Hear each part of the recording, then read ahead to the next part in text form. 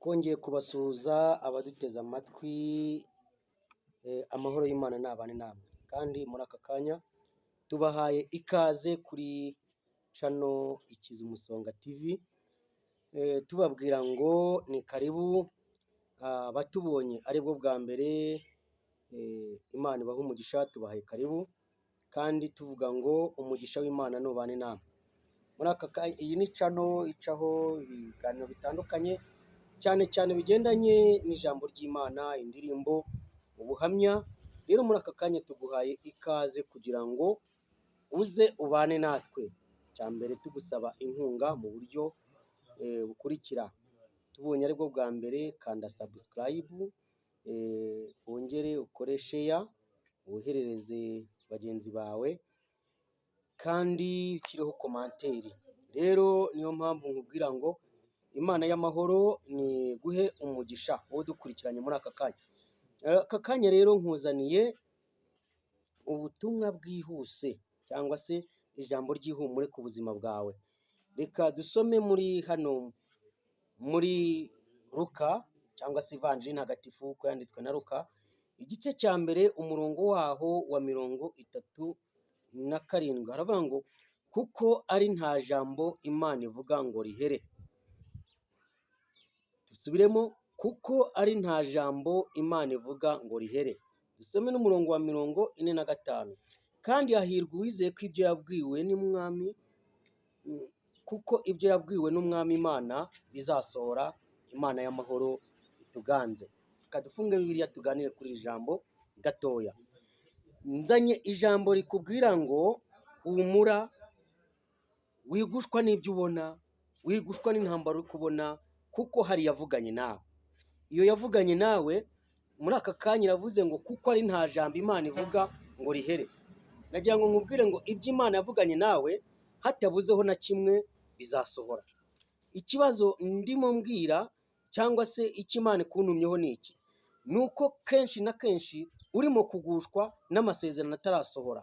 Ayo masezerano atarasohora rero nagira ngo nkubwire ngo ihangane. Kuba amasezerano atarasohora ni ukuvuga ngo nibwo burinzi bw'ejo hazaza, kuko icyo Imana yakuvuzeho kitarasohora urupfu rubaye ruhagaze. Icyo Imana yakuvuzeho kitarasohora, abaroga nibashaka baroge, Imana irarogora. Nagira ngo nkubwire ngo icyo Imana yakuvuzeho kitarasohora, nagira ngo nkubwire ngo komeza wizere Imana, komeza inzira yo gukiranukira Imana, ibindi byose ubiharire Imana. Muri iyi minsi ya none ikibazo dufite ni abantu barimo kugenda bayobya abandi, bamwe ndetse barimo gusenya n'ingo z'abantu, bababwira ngo umugabo wawe ngo si uwawe, kandi mubyaranye imbyaro zigeze muri 5. None ni gute niba uwo muntu mubyaranye imbyaro zigeze muri 5 kandi mwaranasezeranye, ni gute atakibaye uwawe kandi mubyaranye 5? Noneho ararangije aguteranyije n'uwo mugabo, aguteranyije n'umugabo wawe, ntukimara kubona ko akiri umugabo wawe, ahubwo wumvise ko hari undi muntu kandi ntawubona. Bityo bigatuma uva mu masezerano y'Imana, bya bindi Imana yakuvuzeho ko izakugirira neza, wowe wavuye mu mwanya kubera ko urarikiye ibindi. Ikindi kigeretse kuri ibyo, hari abantu bakijijwe vuba. Ese n'ubundi muri aka kanya nabwo ukaba udukurikiye, ukaba wumvishe ubu butumwa, ukumva kuko ari nta jambo Imana ivuga ngo rihere, ukavuga ngo ako kanya ngo urizeye. Oya, banza ujye mu mwanya wo kwihana ibyaha, ubanze uve mu byaha. Numara kuva mu byaha, niko Yobu yanavuze, aravuga ngo dore kubaha Uwiteka nibwo bwenge, kandi kuva mu byaha niko kujijuka. Ikintu cya mbere mbanza kukwifuriza ni ukubanza kuva mu byaha. Haleluya. Wowe nkurikiranye, ndagira ngo nkubwire ngo ikintu cya mbere ubanza gukora ni ukubanza kuva mu byaha, ugakora umushinga wo kuva mu byaha. Urangiza kuva mu byaha, hanyuma ukizera. Reka nkubwire, kuko ari nta jambo Imana ivuga ngo rihere. Ibyo yavuze, ibyo yakuvuzeho izabikora. Uyu nguyu murimo muvugana Ikiza Umusonga nyine nk'uko mubizi, ntabwo ariyo mazina yanjye bwite, ubundi nitwa Ntabavukiye Eugene. Impamvu nje kukubwira, ndimo nkubwira ibi ngibi, nuko hari Imana yavuganye nanjye. Maze uyu ni umwaka wa 15 maze nkize sida. Niyo mpamvu mba nkubwira ngo mu kuguha ubwo buhamya no kukubwira iryo jambo, nuko hari ibyo Imana iba yaragiye ivugana nanjye. Mu gihe muri 2001 2001 Imana maze kujya muri korali nibwo natangiranye n'icyo bita intambara. Muri uwo mwaka numvaga kuba nkijijwe, kuva ngiye mu itorero, numvaga mbonye umugisha, numvaga ninjiye ahantu heza, numvaga ninjiye mu bintu byiza, ariko sinari nzi ko naho habamo intambara. Nagira ngo nkubwire, muri njye ngo uwaba utinyitse ngo ibyago byose naza nkurikire. Nagira ngo nkubwire ngo gukurikira uyu mwami, haleluya, ni ukubanza ukiyanga, ni ukubanza ukumva ko hari ibyo usize inyuma, kuko ari nta jambo Imana ivuga ngo rihere. Ibyo Imana yavuganye nawe, nagira ngo nkubwire ngo muri aka kanya Imana izabisohoza hatabuzeho na kimwe. Haleluya. Maze gukizwa, Imana nibwo yajyaga imbwira ngo mwana wanjye, nzakugirira neza, nzakujyana mu mahanga, nzakugaburira, nzakwambika. Nagira ngo nkutangarize ngo nakijijwe nambara ingutiya. Nakijijwe nambara ingutiya, kandi ariko muri iki gihe ndashimira Imana ikajya imbwira ngo mwana wanjye, nzakwambika, nzakujyana mu mahanga, nzakwicazanya n'ibikomangoma, nzakugira ukomeye. Nkajya nibaza ibyo bintu, kuko nzakurikirana neza ubuhamya bwanjye. Nize amashuri 7 abanza, narangije ntazi ufatishije Monique icyo bivuga. Kuba ntari nzi icyo bivuga ntabwo byabujije Imana kuba irimo kungenda injyana mu mahanga. Mvuye mu bihugu 5, igihugu cya mbere nagiye muri Uganda, 2 njya muri Congo, 3 njya Burundi, 4 njya muri Kenya, 5 njya Tanzania. Rero aho hose nagiye mbona ukuboko kw'Imana. Rero nagira ngo nkubwire ngo mwene data, kuko ari nta jambo Imana ivuga ngo rigire gute ngo rihere. Ibyo yakuvuzeho byose Imana izagira gute, izabisohoza. Haleluya. Nagira ngo nkubwire ngo komerera mu mwami, nagira ngo nkubwire ngo ambara imbaraga, icyo Imana yavuganye nawe izagisohoza. Haleluya. Yacaga imbwira ngo izanyicaza ku maradiyo, ngo abantu bicare ku mateleviziyo bandebe. Najyaga numva nta nzira byacamo, ariko nagira ngo nkubwire ngo nawe unkurikiye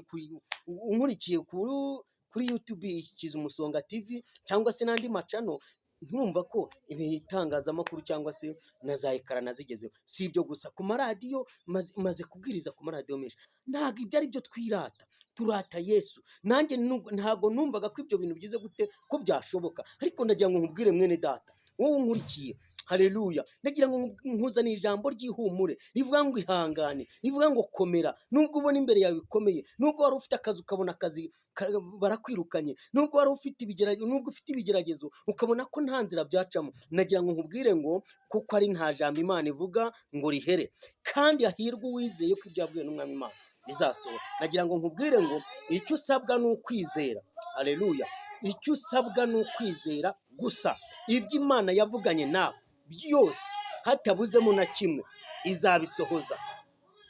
Aka kanya ndabizi neza ufite ikibazo cy'uburwayi, aka kanya ndabizi neza ufite ubushomeri, aka kanya ndabizi neza nubwo uri aho ngaho muri icyo gihugu nta mahoro ufite, aka kanya nubwo uri muri urwo rugo ndabizi urimo kwifuza kuruvamo, ariko ndagira ngo nkubwire ngo ihangane, kuko ari nta jambo Imana ivuga ngo rihere. Icyo Imana yavuganye nawe izagisohoza, babyange cyangwa babyemere. Reka nkubwire inshuti yanjye, ndagira ngo ukomerere mu Mana, wizere Imana. N'ijambo ratubwiye ngo kuko ari nta jambo Imana ivuga ngo rihere.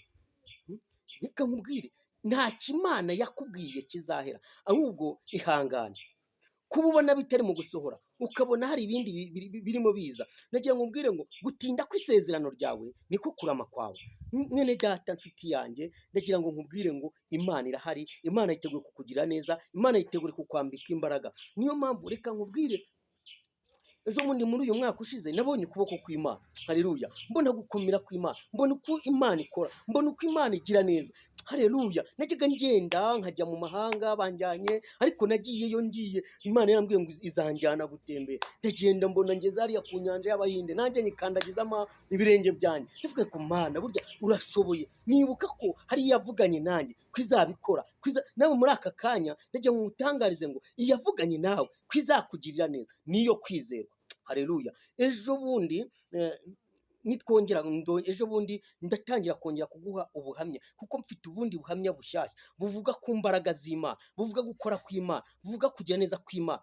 Haleluya. Mbonye Imana itabara, mbonye Imana ibasha kurenganura, mbonye Imana ibasha kurengera. Aka kanya iyo Mana niyo ndimo kukubwira, nkubwira ngo ihangane, kuko ari nta jambo Imana ivuga ngo rihere, nawe ibyo yavuganye nawe bizagira gute? Bizasohora. Wikangwa n'intambara ubona, wikangwa n'ibigeragezo uri guhura nabyo, ipfa kuba yaravuganye nawe ngo nzakugirira neza, nzakurinda, nzakugaburira, nzakwambika, nzagutabara. Haleluya! Iyo yavuganye nawe niyo nkubwiye ngo iyo ngiyo nije kugukiza ubwo burwayi. Iyo yavuganye nawe niyo ije kukugirira neza, kandi nawe muri aka kanya ivuganye nawe ngo ihangane, izakugirira neza. Ariko icyo usabwa cya mbere ni ukubanza kuva, ni ugushaka umusingi cyangwa se fondasiyo yo kugira ngo wubakireho bya bindi uzagirirwa neza n'Imana byubakiyeho. Imana y'amahoro iguhe umugisha. Ndagira ngo wowe wumvishe iri jambo urisangize abandi,